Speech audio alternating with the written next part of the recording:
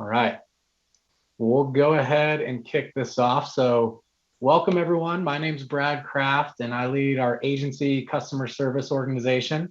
I'm also the co-chair of Valor for our Plano chapter with Monica Thurfield. And super excited for today's event in partnership with the Amigos ERG. And so as some of you may know, June 27th, so a couple days ago, was National PTSD Awareness Day. And so PTSD is something that's typically associated with combat veterans, but PTSD can affect a variety of people that have endured a variety of traumatic situations.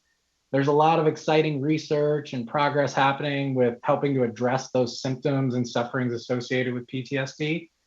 And one of the things that the US military is learning is that they need to train soldiers to be more resilient ahead of combat operations to kind of stave off some of those symptoms. And so today we're going to talk about a little bit about one practice that can help all of us become more resilient. And so, over the last year and a half, the world's changed drastically for all of us. And, particularly impactful has been the way that we work, and that's largely working from home. And that's really caused the work and lifelines to blur and disrupt our kind of well-established routines. And that's led to a lot of increased stress and burnout that we hear from all of our teams. So across a lot of industries, and especially at Liberty, our leadership teams are trying to explore ways to help our people become more resilient in like a world that's going to be changing and only changing at a faster pace. So that kind of leads us to today's work. So I'd like to take a moment to introduce our guest speaker today, Neil Markey. Neil and I crossed paths in my former life as an Army officer. And, Neil's a guy that knows about stress, both combat-related stress and stress from the everyday work grind. Neil served in 2nd Ranger Battalion, 75th Ranger Regiment, with several deployments to Iraq and Afghanistan. After the Army, Neil attended Columbia University to obtain his master's. He was a consultant at McKinsey and a private equity executive. And while working on his master's, he sought out a mindful meditation practice to improve his own mental fitness. And so today he's going to share some ways you can incorporate this into your daily life and kind of help with your mental health. So before we get started, we're going to kick it off with a poll to kind of understand where everybody's at. So Mike, if you could kick off the first question. So yes or no question, have you felt increased stress or burnout over the past 18 months?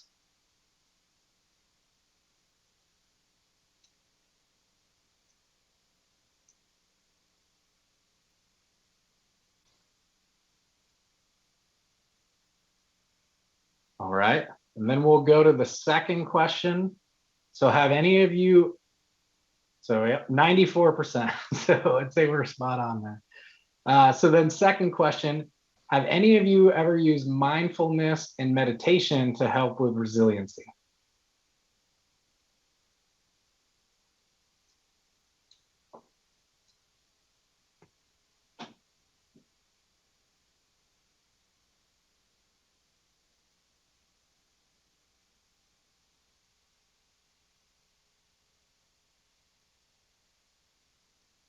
All right, so we're at a 50-50 split there.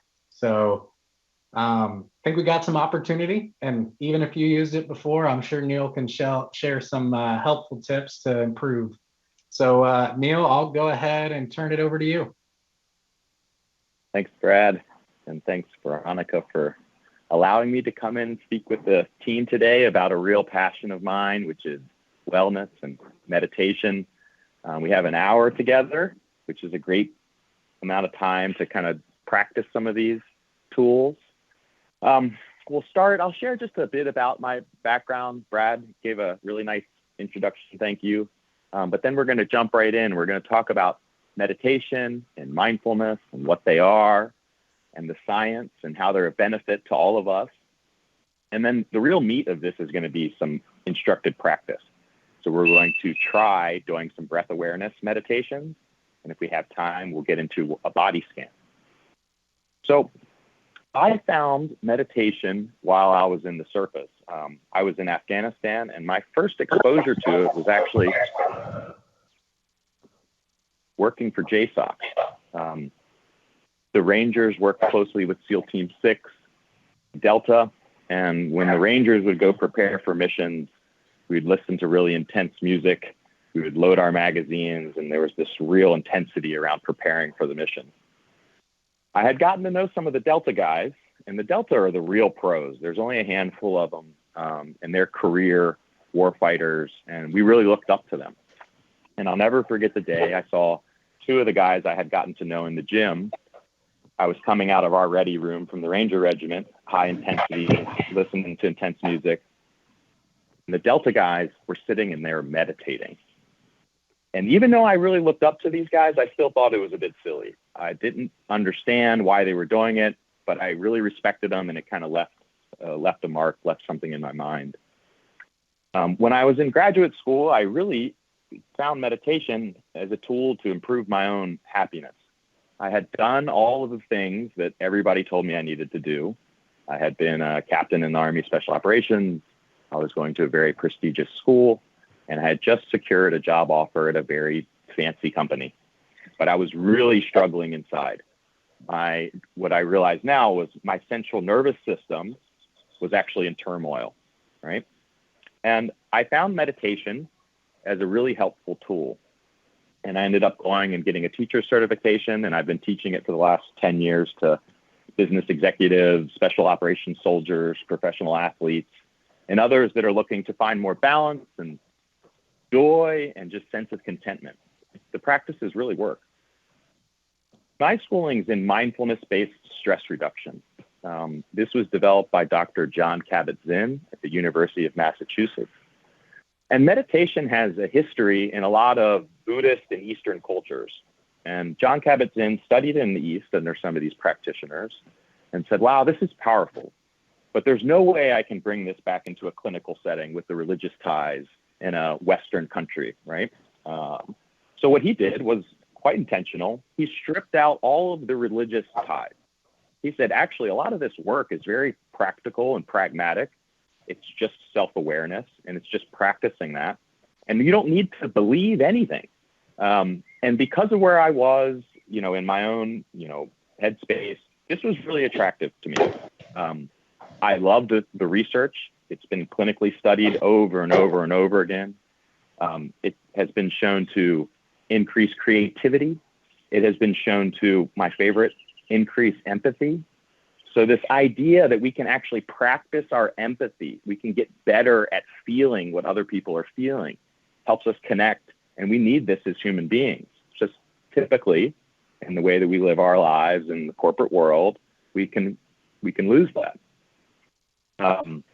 One of my favorite studies that I'll just note, and I'll certainly share with Brad and Veronica after, some additional research and techniques and tools that people can take along with them, is a study where they actually hooked up participants to a brain scan that could measure activity in the brain. And what you'll learn with meditation is that it's not an intellectual exercise. It's really a state of being exercise. And many of us, this is very common, 94% said that we've experienced increased stress. That's our central nervous system. This is a neuro-emotional issue, this stress response. So what they did in this study was they sat participants down prior to a meditation course, and they showed them pictures on a screen. And they showed them pictures of forests and puppies and beaches, all things that didn't have a triggering response, that were quite pleasant. And then they would flash in something that was troubling, a train crash, a fire, right? And you could actually map in the brain with fMRI and see how much the brain lit up, right? This is our stress response. This is this fight or flight that is a beautiful system that we have, but sometimes it can become too prominent. What happened after that is they take them through an 8-week MBSR meditation program where participants are meditating on a daily basis. At the end of the study, they can hook the people back up to the same machine, and you can see markedly phenomenal difference in the amount of brain activity that is triggered by troubling events. And this is a good thing, right? if we're in a state of being where we are so sensitive to all the external stimulus, we really do get into this kind of chronic fight or flight. And then when we're in this chronic fight or flight, the brain and the central nervous system, they don't function at their best. They go into a defensive mode and they pigeonhole.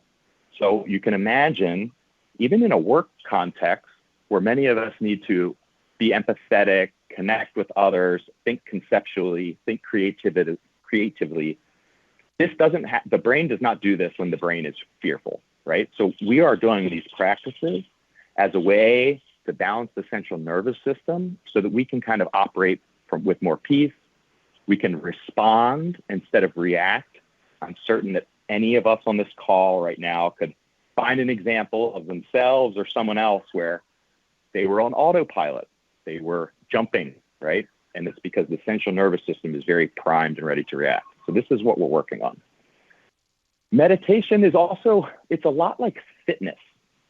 So you can't get strong, physically strong in a day.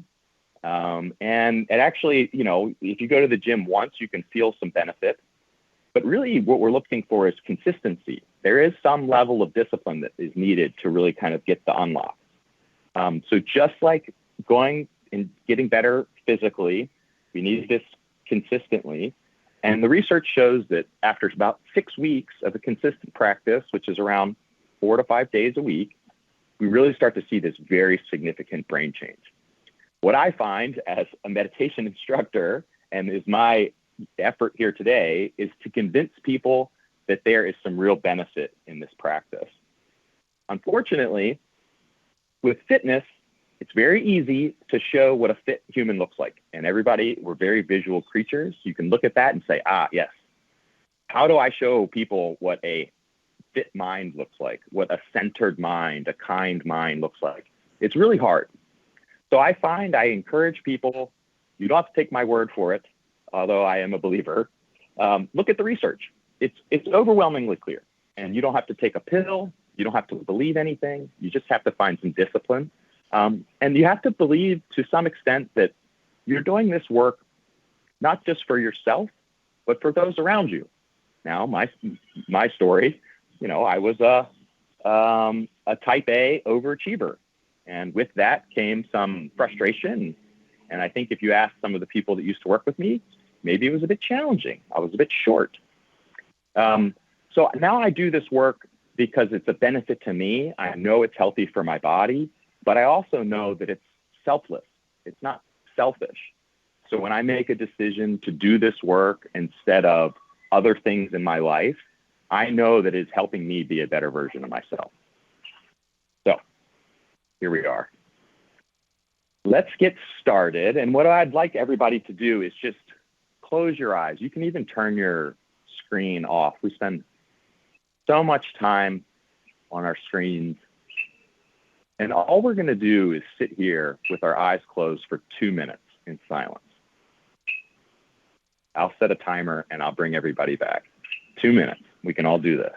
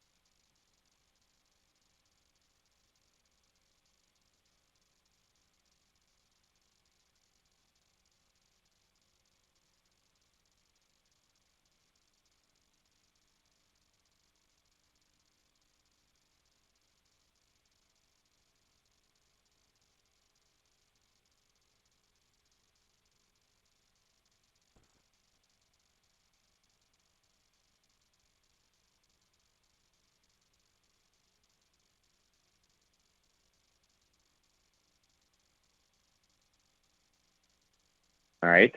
Everybody can come back. Feel free to keep your screen off and your eyes closed even. You can really just listen. How was that? 2 minutes silence in the middle of the workday.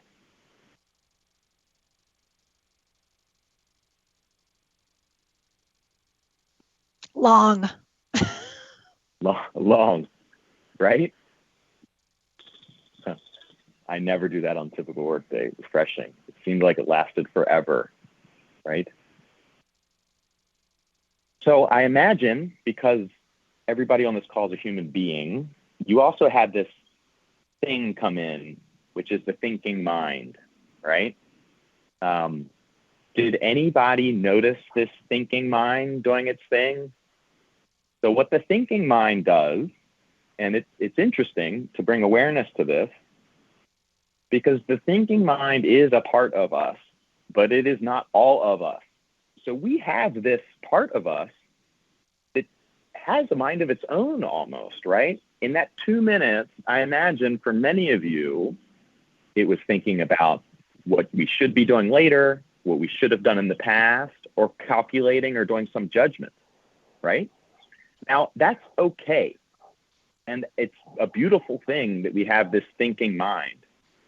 What we need to do is, although we need to bring awareness to it, what can happen in our daily lives is we can get lost in this thought stream, right? So what the thinking mind will do is it can go to the future, right?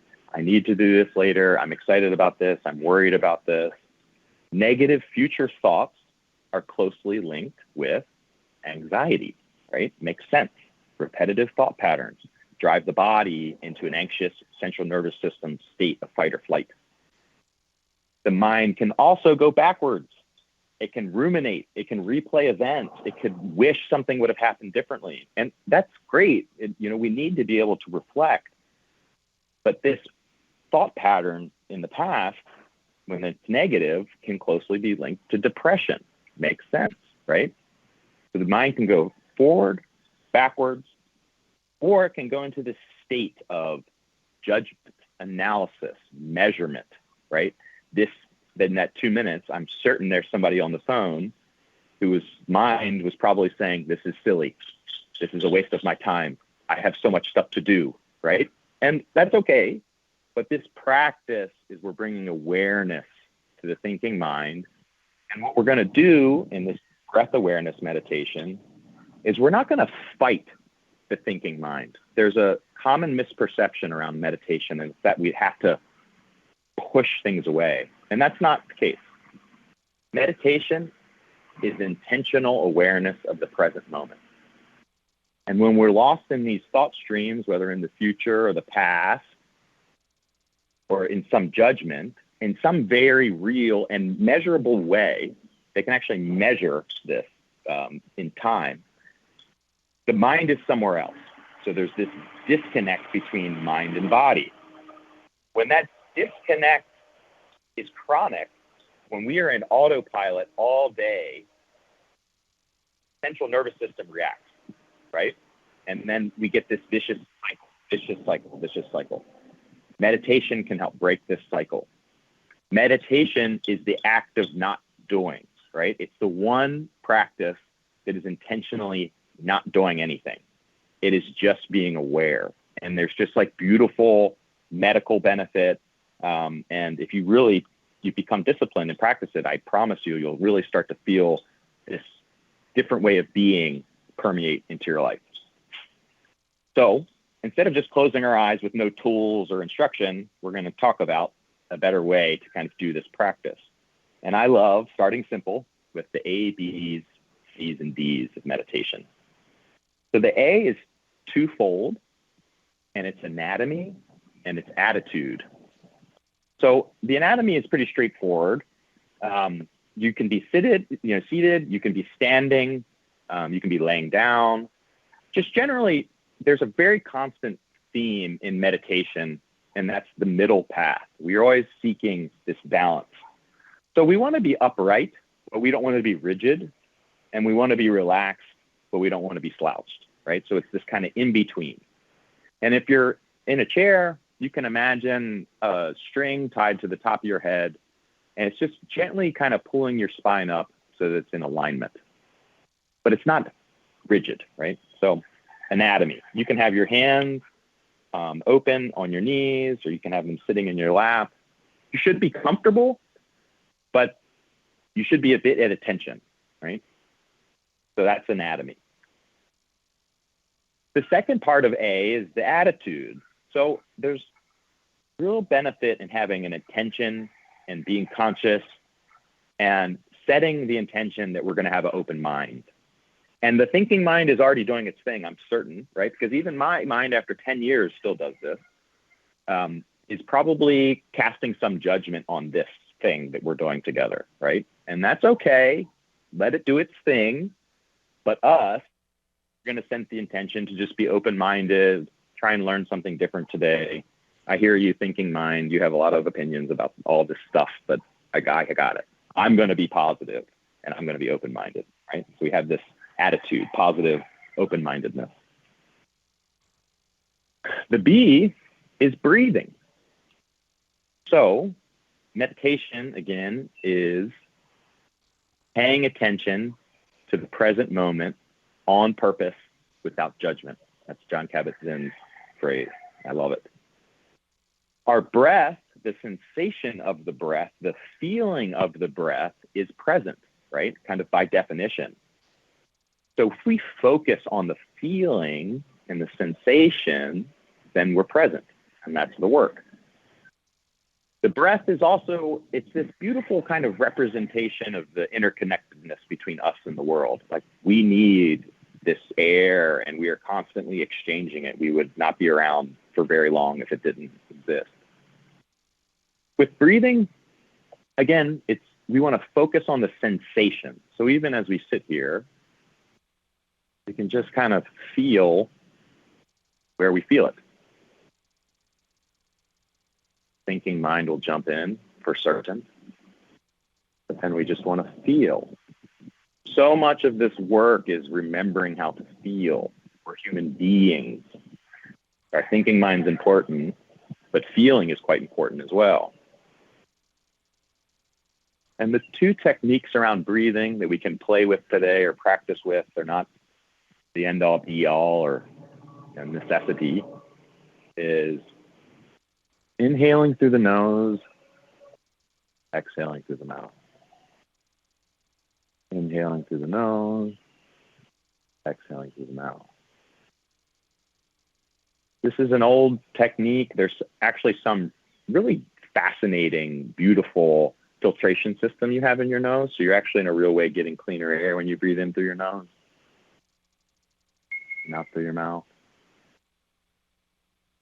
But if it feels uncomfortable or your nasal passageways are clogged up, you can breathe however you like. It really doesn't matter. It's awareness, awareness, awareness. Are you feeling the breath?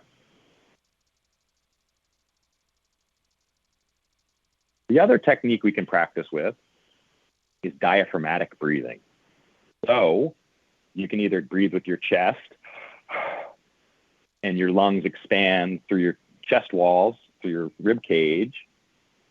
This type of breathing is very closely linked to the sympathetic dominant state, the fight or flight state. When we are preparing for something that is intense, we do chest breathing. We do this, soldiers do this in combat, athletes do this in competition, people do this at work, right? When they're anxious about meetings and interactions, chest breathing.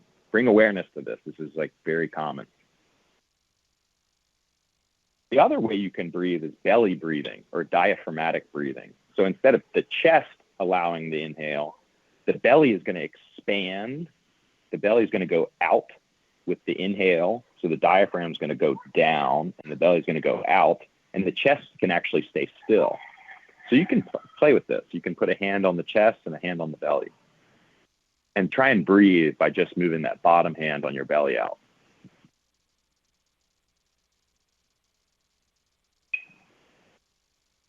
When you exhale, the belly contracts. You can practice that. This way of breathing, you have a really significant nerve that actually goes through kind of your belly. And diaphragmatic breathing actually has a mechanical impact on the vagus nerve. And the vagus nerve is very, very closely linked to this sympathetic, parasympathetic part of our nervous system. So by belly breathing, we are in some real way telling that vagus nerve, things are okay. Settle, settle, settle. Things are okay. Settle, settle, settle. That's good. Real medical benefit and all types of benefit to that. So you can probably even feel that. But again, we want to not think about it. We want to just experience it. And both of these techniques, they're techniques. If you feel like you're able to stay in this present moment awareness of the sensation of the breath, it really doesn't matter the type of breathing you're doing. So if it feels clunky, throw it out. Try it again later. Doesn't matter. Okay? So that's our A's and D's. Now the C is counting. So many of us, myself included, sometimes the thinking mind and the central nervous system are so activated, they're so sensitive that the breath is just not interesting enough to get our attention. And our mind is just going to keep running, keep running, keep running. It's really hard to get it back. Counting gives us a little bit more to mentally chew on and can be a tool to keep us in this present moment. I like to think of the counting as kind of scaffolding. We're building a foundation. You can use the scaffolding as we're getting disciplined and learning, but it's not necessary. But we'll practice it here for a second. So typically what we do is try one just in your head, 1 with the inhale, 2 with the exhale, 3 with the inhale, 4 with the exhale, 5 with the inhale, 6 with the exhale. And when you get to 10, you just start over. You lose your place, which will happen almost for certain. You just start over. We don't keep counting up because then it becomes a measurement game. And we start comparing this meditation to the last meditation because this is what we do as humans. But it doesn't matter. It's just a tool for us to practice our present moment awareness. And same thing with the counting as the breath. It's just a tool. If you find that you're able to stay on the awareness of the breath and the counting gets clunky, throw it out. It's not that important. Maybe try it later and see if it's helpful. So that's counting. And then D is distraction. And to me, this is the most commonly misunderstood perception around meditation. And there's this perception that meditation, I hear this all the time, I can't meditate because my mind is running all the time. I'm a busy person, I'm a thinker, and I hear you. But that's okay, right?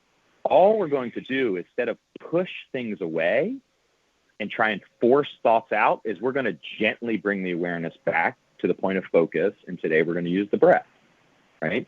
So this is all the meditation is. So you can have these distractions, which can be internal, right? So they can be this thought stream, this thinking mind, which is super active. And instead of getting frustrated or wishing that it wasn't doing that, we're just going to say, okay, back to the breath, to the breath. Same thing, that the distractions can be external. So they can be sounds or kids. And what we want to do is notice it. Don't be frustrated. The mind is doing what it's doing. We just want to gently bring it back to the breath. So this is how the meditation goes. This is the work. As we set our intention on focusing on the awareness or the sensation of the breath, we stay here for a bit. Even monks that have been doing this for decades, even me that's done it for a decade, some days I can't get to 3 before my mind goes and does its thing. But you'll have this moment where you realize that you're not there. You'll have this second, and you'll have this thought around, I'm supposed to be watching my breath. In that moment, there's awareness. So it's interesting to kind of be precise here, because before that, we were lost in some sense. We were in a thought stream. We were not here. We got taken away. And that's natural. It's part of being human. It's okay. But in that moment, there's awareness. We're back here, right? It's really interesting the more you start paying attention to this and how often we spend time in that thought stream. So you can almost celebrate it. It's like, okay, I found my awareness again, back to the breath, start my counting over at 0. Here, practicing being here now. Okay? So that's it. Super simple. You don't have to believe anything. It's just watching the breath. There's some real benefit. So what we're going to do, because you got to do the work, this is not only an intellectual exercise. We do plenty of intellectual stuff. Now we need to do the work, which is the practice. So we're going to try 10 minutes, right? 10 minutes. So I'm going to set a timer, and everybody just start to settle in and know that these practices are of benefit to ourselves. They're of benefit to the folks that we get to interact with on a daily basis. Just settle in.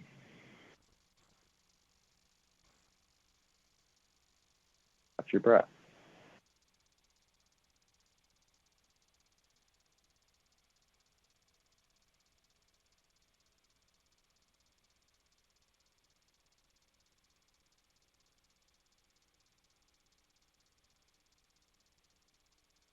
The mind will run away.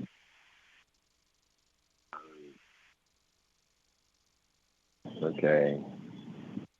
Back to the sensation of the breath.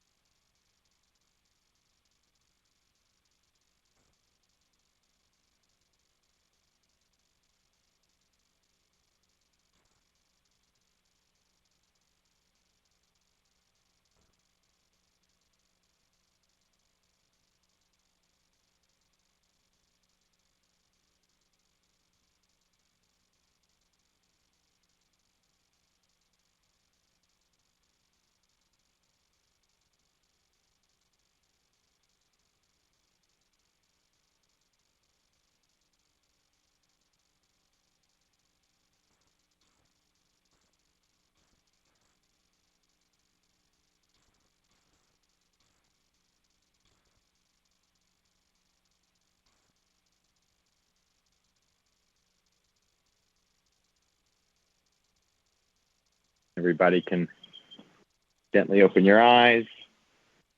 Back. So how was that? Congratulations, you meditated for 10 minutes. Maybe that was a first. How did that feel? Difficult? Was it pleasant? Very relaxed. Loved it. So at ease. Refreshing. Felt a lot more than 10 minutes. Absolutely. Sometimes it just feels infinite, and a lot of times that's when we're really worked up, right? Because we're fighting it to some extent. And then other days you'll have times where you sit down and it goes by really fast. I drifted away and forgot what I was here. Mind drifted. Laid on the floor with my dog, and her breathing slow with mine. So my dog meditates with me. Animals are really energetic creatures, right? So you are putting off some, measurable energy. This is not pseudoscience. They can measure this. And when you're really worked up in your central nervous systems and fight or flight, you're putting off a whole different frequency. So you can settle into this, and animal and people can pick up on it. It's really fascinating to me. Body relaxed. Great. So I made it about 7 minutes before my ADD kicked in. I get that. So these practices for those of us that have been blessed with an active mind that can make us really good at some of our work tasks, these practices can be even more beneficial. We have even more to gain. And you can imagine, in a work context, since we're in a work setting now, how often do we bring groups of people together, but it's very clear everybody is not there, right? People are on their phones, or it's very clear mentally they're somewhere else. You can, in a very real way, get better exchange of ideas if you have people create some space, settle themselves. You can have much, much better dialogue. Get people's central nervous systems to slow down. Then you can actually discuss things and get everybody present. This is also good in our personal relationships, right? I'm sure that many of us have an example of where we weren't as present as we would like to be for someone in our life. Yeah, but it helps a lot. Yeah. Yeah, and this regularity. So there's some real benefit, just like the gym. There's some real benefit in going once, no question. There's even more benefit stringing it together and being consistent. So I encourage you. This is my push here: is find a way to develop these practices on a regular basis. Should this be done daily? Ideally, yes. Now, I didn't start daily. I could barely do 3 minutes. So I worked into it. Now I do 20 minutes twice a day, 20 to 30 minutes twice a day. But it takes time to get there. It's just like, getting stronger at the gym. I would say, as a reasonable starting point, if you can do 10 to 15 minutes a day, 5 to 6 days a week, and you're doing enough to start to create real change in kind of the way your thought patterns are. A lot of the research is around the MBSR program, and that's 45 minutes a day for 8 weeks. Now, that's a bridge too far for a lot of people, and that's actually a lot of the feedback about MBSR is it's just not realistic for most people's lives. So I always encourage 10 to 15 minutes a day to get started. Well, great. We have 10 minutes left, and I would love to just do another 5-minute one. But this time, instead of using the breath as our focal point for awareness, we're going to actually use sensation in the body. So they call this a body scan. And I love doing this before sleep. I have a very overactive mind. I get worked up during the day, and it's very often that I lay down at night and I'm worked up. And this can be a really, really powerful one. But our posture and everything can be the same. This can be seated, standing, laying down. Same ABCDs apply, but instead of the breathing, we're going to focus on sensation in the body, right? So you can kind of close your eyes and settle in, and we'll just do this one for 5 minutes. so that we have a few minutes at the end. I'm going to set a bit of a timer. So you can just settle in and bring that same awareness that you were using to watch your breath. Bring it into the sensation of your feet on the floor. So if you're seated, this is the bottoms of your feet touching the floor. If you're laying down, it can be your heels. But just like bring the awareness into your feet. And it's interesting, the sensation has always been there. It's just we weren't aware of it, right? But as soon as I say it, our awareness can go there. So that's what we're doing, awareness. And the sensation's in the present moment, as opposed to thought streams, right? So just feel that sensation in the feet.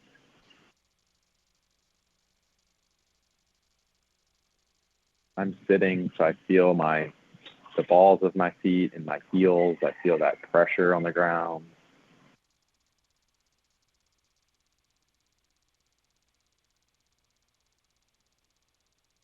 A little bit of dampness. Mind runs away, right back to sensations of the feet.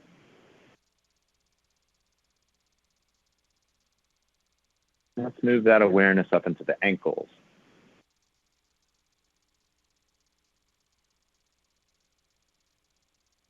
These are incredibly complex joints to do phenomenal function.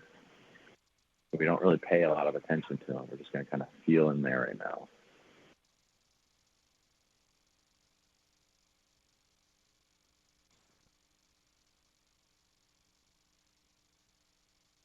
We can move this same awareness to our calves and our shins.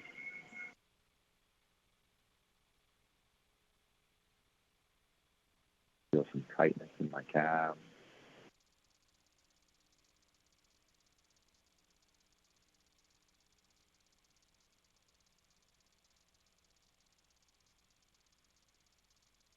Bring this awareness to our knees. Feel a slight breeze on the knees.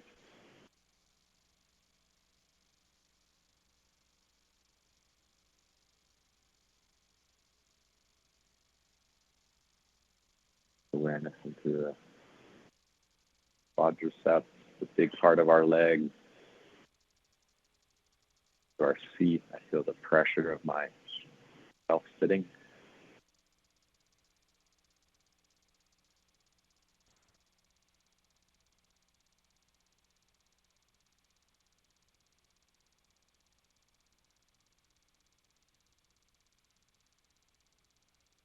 Awareness into the belly.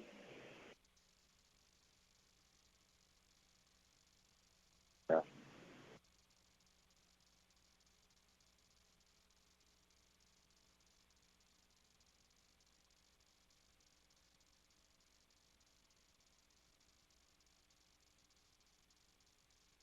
Awareness into the chest.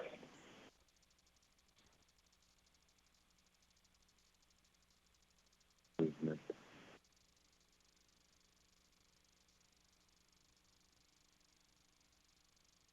Away. Notice it ran away. Back to a sensation in the body.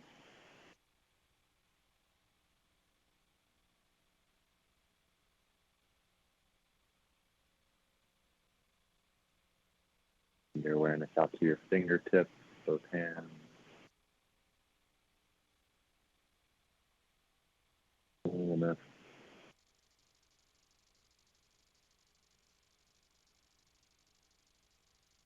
Feeling.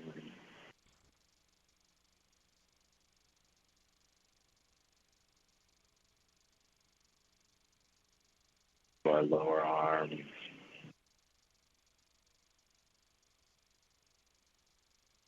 Feel where my arms are sitting on my legs.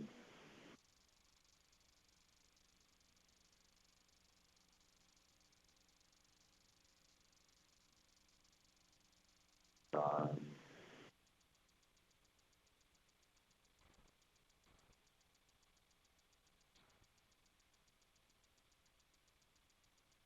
Glute.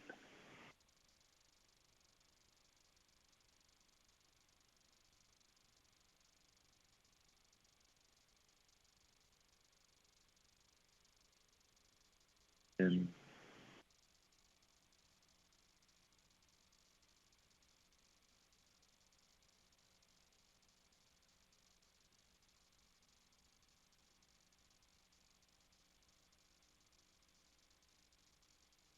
Mouth.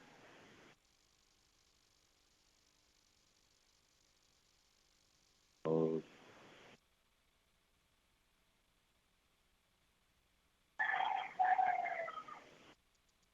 Bringing awareness to the eyes.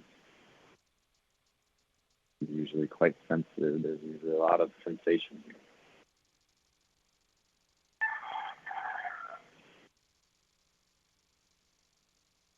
Sensation to our temples.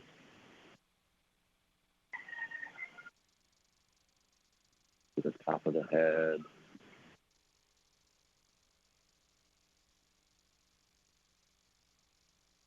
Just a couple breaths with awareness. Whole body. You guys can gently open your eyes. That was 5 minutes. So that one, breath awareness or body scan, both meditation tools, techniques. Body scan I find to be really, really helpful before bed. And we have a few minutes, but is there any last questions? I'll be sure to follow up with Brad and Veronica, and we'll send a follow-up email with some additional readings or places to learn more. And then I love nothing more than participants of courses that I've taught reaching out to me personally, because this is my life's work and I love it. And I love helping people think through it and practice it. So I hope to hear from some of you at some point in time.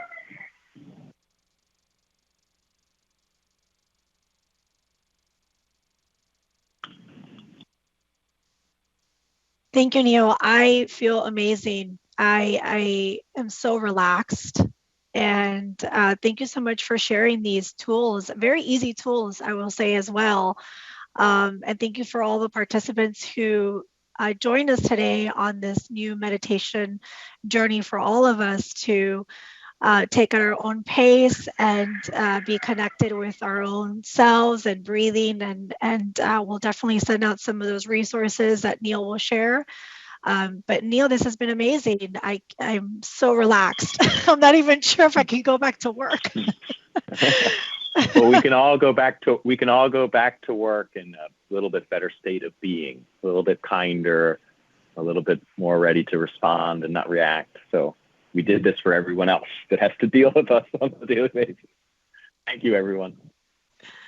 Thank you, everyone. Have a peaceful day. Thank you, Neil. Thank you. See you guys. Thank you. Thank you.